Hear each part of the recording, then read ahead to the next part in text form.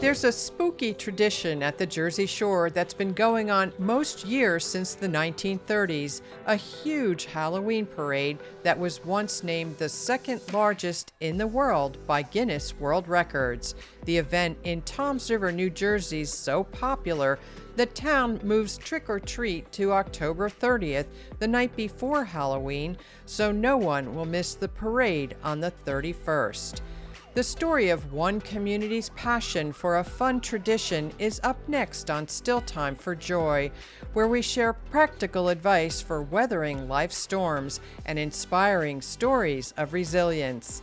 Hello, I'm Sandra Levine, host of Still Time for Joy. My guest today is Carl Weingroff, Assistant Fire Chief of Toms River Volunteer Fire Company Number 1, the group that runs the parade every year. Welcome to the show, Carl.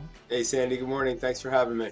You're welcome. So I grew up in Toms River. I absolutely love Halloween, the dress up, trick-or-treating, of course, the parade. They decorate the windows downtown. It's just a great time of year around here. But for people who have never been to the parade, what is the Halloween parade like? What makes it so great? It's one of a kind. You're not going to see anything like it.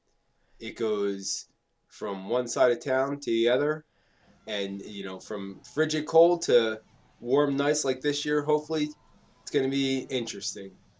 Yes, sometimes it is so cold you can barely make it through the whole parade. And then this year it might be in the 60s, so you never know what to expect. Right. And as I mentioned, one year Guinness World Records actually declared the parade the second largest in the world, behind only New York City's parade in Greenwich Village. Yes. Quite an honor.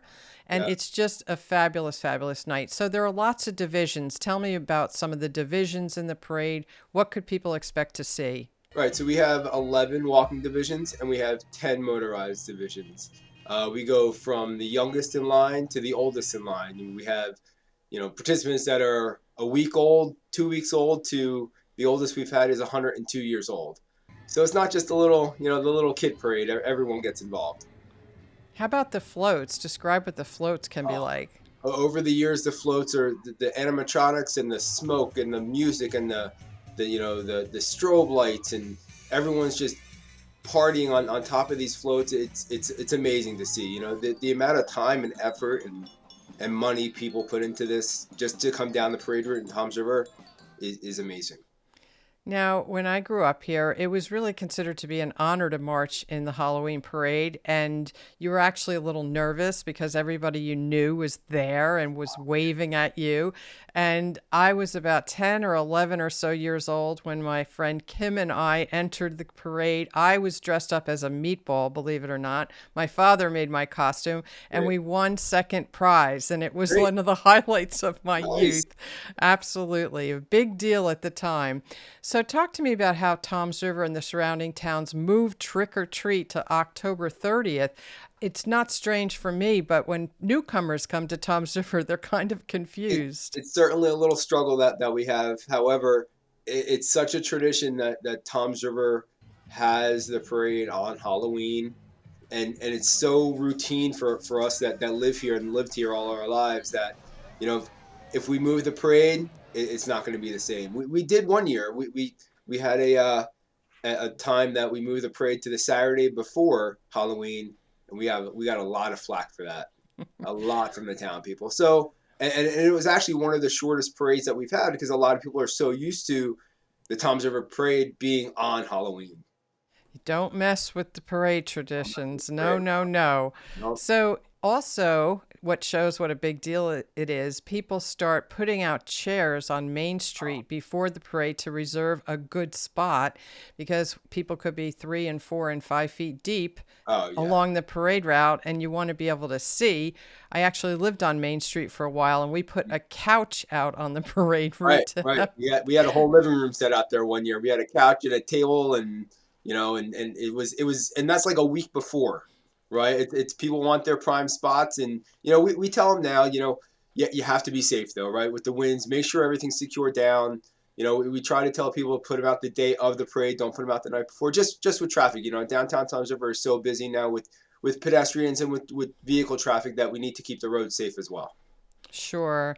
So, from what I understand, there was a parade in 1919, Mhm. and then no parades for a while during the Depression, and then an annual parade, I believe, started in maybe Sure. 1937, and then Right. we skipped some years during World War II. Mhm. However, since the 1950s, the parade has only been canceled a couple times. Why was it canceled since the 1950s? So in 2012, during Hurricane Sandy, obviously this area was devastated, and we were busy. You know, the fire guys and emergency services were busy in the area with Seaside being as devastated and struck as it was. So obviously that year, and not only that, the financial part of it also, right?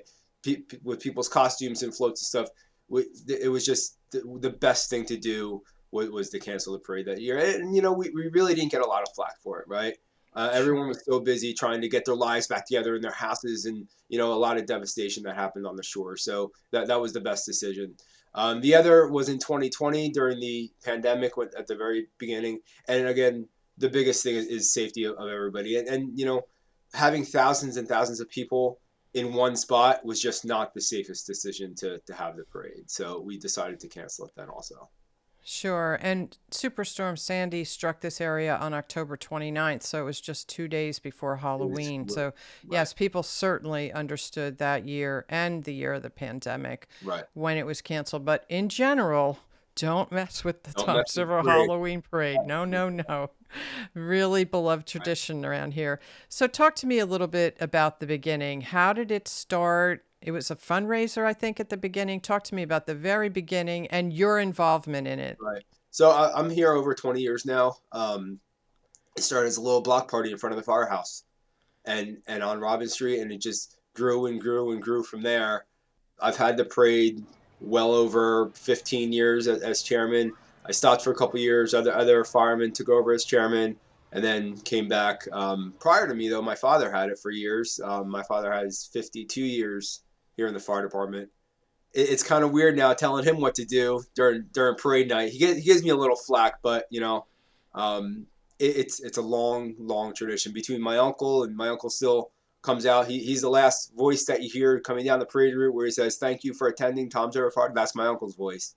Aw. So What kind of stories did your father tell you about running the parade, and how is it that you ended up getting involved too?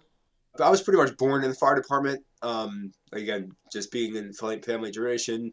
My grandfather died here in Tom's River in the line of duty, so it's you know it's an honor. And the parade is very well organized, and I'm sure from having done it and your father before you for so many years, you know the drill. So, what is involved with organizing this parade? It's a lot of like office work. It's a lot of meetings. You know, we still have to do all of our permits, just like anybody else, closing the roads down. Between the meetings with the police department, with the Homeland Security, you know, we have the canines, we have the SWAT teams, we have there's every single street corner in Tom's River in downtown has some sort of emergency personnel there. Between the auxiliary police or EMS or a fire department, you know, we have light towers out there. We have you know the sheriff's department is out there. We have the state police here, and just the logistical part of the parade of lining up. You know, we have parts of the parade that before even Division A gets onto Main Street, we have a lot that goes down the street before the parade even starts. So and then of course the last minute things, a little miss or a Mrs. New Jersey or miss this or little miss that might come in, and you know instead of them registering, they just want to go down in the front of the parade. So that's again just changing forms, and then we do all of the production. So Tom's River Schools has been gracious enough to produce the whole parade. The school system actually does it as their big project for the year. So we have the radio jocks that come on to you know, which is kind of weird for them because they're normally just voices that are coming over the radio, and now they're in front of the TV. But it's every day is a phone call, every day is meetings. So it's I'm already working on next year's stuff. You know, we always say that the weeknight parades are a little bit shorter just because the school next day. Friday and Saturday night parades are our bigger parades. So again, I'm working on stuff for next year already, and we're not even at Halloween yet. So, what I find very interesting is that you really don't know until the day of the parade how many people will be participating. Right. Talk to me a little bit about how registration works and why you do it that way. So what we normally do is all of the registration is done the day of the parade. So you come down to the firehouse the day of the parade. You register between any of the 21 divisions, and we'll give you your registration card, the alphabetical. And I'm very, very strict with step off time is 7 p.m. And everyone's like, how do you start the parade at 7 o'clock? When the clock hits 7, we start the parade. There hasn't been any time that when I've been chairman that we've started early or late. 7 o'clock is 7 o'clock, and that's when we start. This year, we're actually going to do a pre-registration starting tonight, Saturday. We are going to do a pre-registration during the downtown costume party. That's the first year doing that, so we give it a whirl. Let's see how receptive that is to people that can't come down during the day, right? So, and a lot of people just say, does the whole group have to come down? Just one person has to come down. A couple years ago, we started pet divisions. So, the biggest family member is your pet, right? And we've had a lot of people come in. Hey, I want to bring my horse. I want to bring in this. I want to bring in my dog, my cat, my hamster. Listen, as long as they're decorated and you can clean up afterwards, if they have to going down the parade route, we're all for it. They come down and they register and then they come in and have a great time. It's such a fun night, and you see so many amazing things coming down the street. I know there's usually a locomotive that comes down.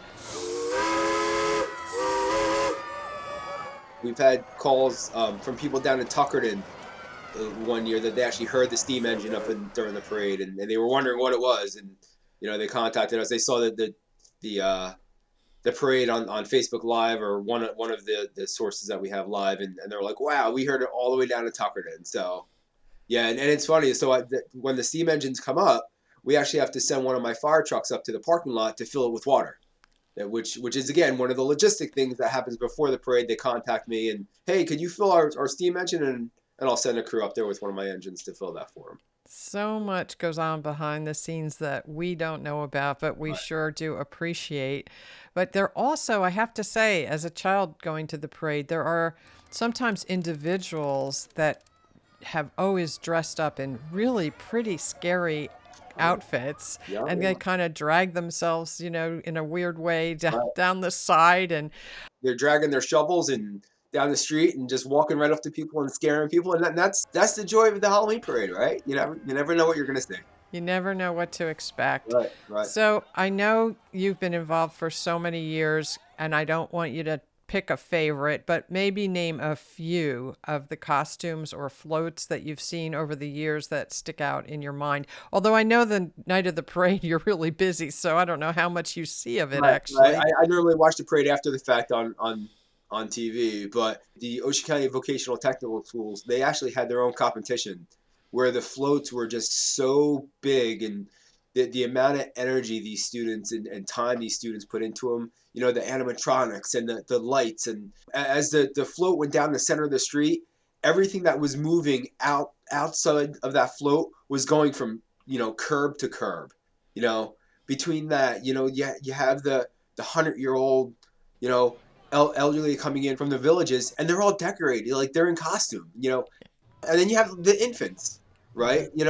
It's such a variety, and you might just have a clown. You might just have Uncle Fester coming down, and then somebody random. I mean, it's crazy the amount of thought process and the emails that I get every day. Hey, can I do this? Hey, can I do that?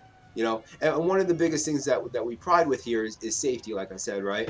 So in our motorized divisions, we actually don't allow any of their participants on motorized divisions to throw candy, Yeah. right? You see in other parades, everyone's throwing candy, and it's way too much of a risk of somebody coming underneath the float and, God forbid, getting hit by something motorized or a vehicle. Right. That we don't allow it. And actually, we've had a couple times that we've had my firemen walk down with the float as a reminder. Hey, good thought, but you can't do it here. We kind of tell people that during registration, and then they change their thought that maybe they'll just do it as a walking instead of a motorized float. Instead of putting their car in, they'll just walk down as a group, because then certainly they can go from shoulder to shoulder and give their candy out if they like. Sure. Yes, so many great traditions, but please don't throw the candy. Yeah. So, way at the end, there are fire trucks in other areas during the parade, but your fire trucks from Tom's River are at the end of the parade. They have their sirens and their Oh yeah. lights going, and it's loud and it's fun. So, is part of the reason to have the parade to maybe interest some people in becoming firefighters? You know, Because, I know you're all volunteers in Tom's River. people are like, why do you volunteer? What makes you volunteer? And what it comes down to is we're here because we want to be here, right? We're not here because we have to be here. We're not getting a paycheck.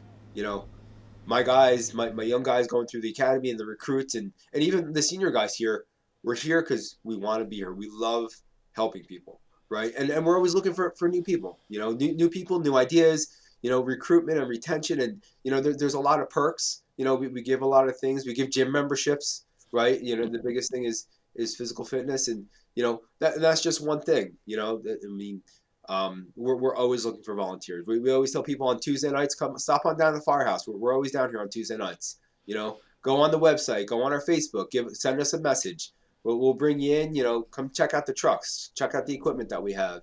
The best of the best is here in Tom's River.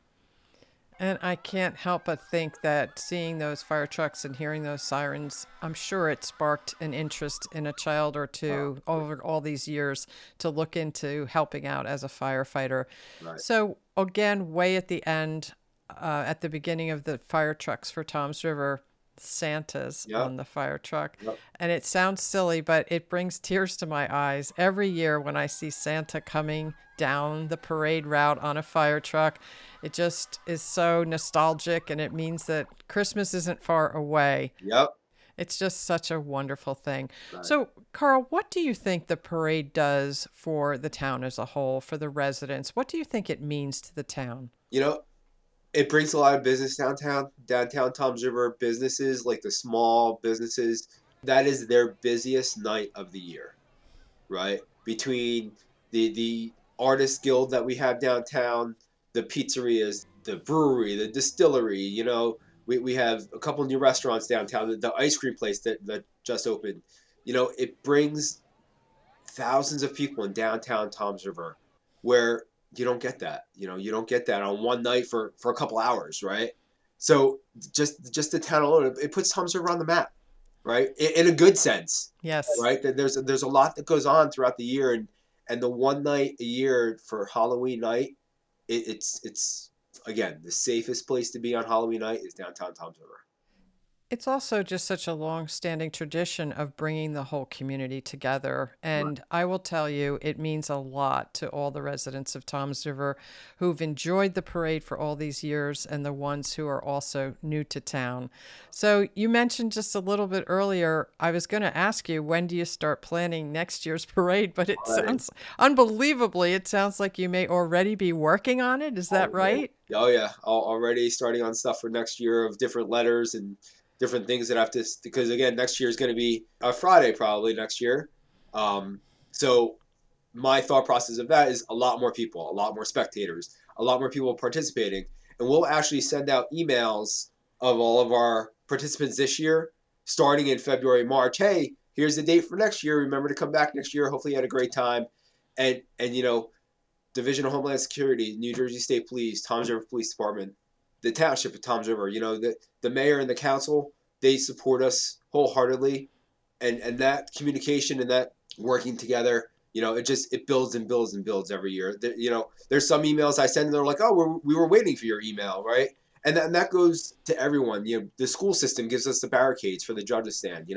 I sent that a couple weeks ago and the guy was like, oh, thanks for remembering, and it's just another thing. I just go down the list and people are like, what's going to happen when you're not doing this? I'm like, here's the fob of all the letters, and I'm here to help you. But it's like the back of my hand. Like everyone's saying, so how's the parade? I'm like, in my head, the parade's done.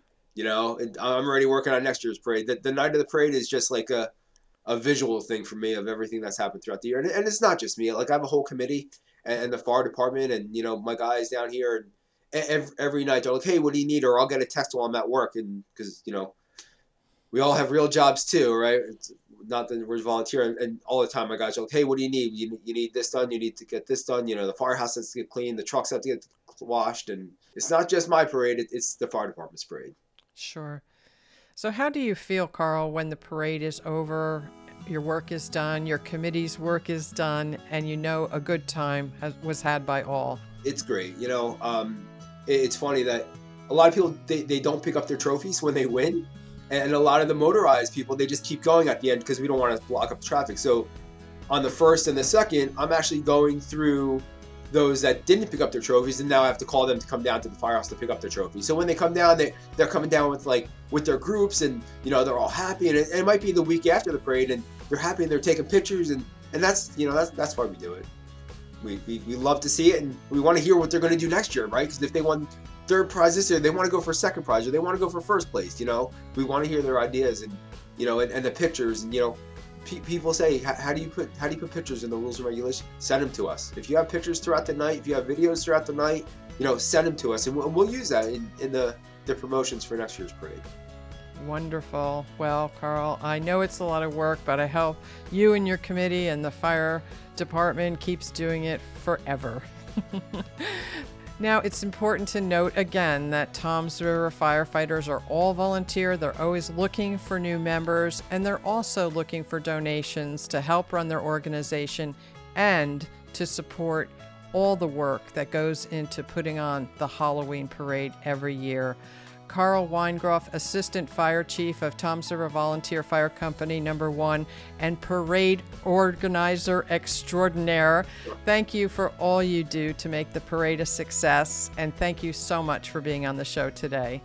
Thank you for having me. We appreciate it. If you found today's show helpful, please share the information with someone who needs it, and follow Still Time for Joy for more practical tips on weathering life's storms, as well as inspiring stories of people who have turned their pain into purpose. Please consider supporting the work that goes into producing the show on Patreon. Follow Sandra Levine Productions on Facebook and YouTube, and learn more at sandralevine.com.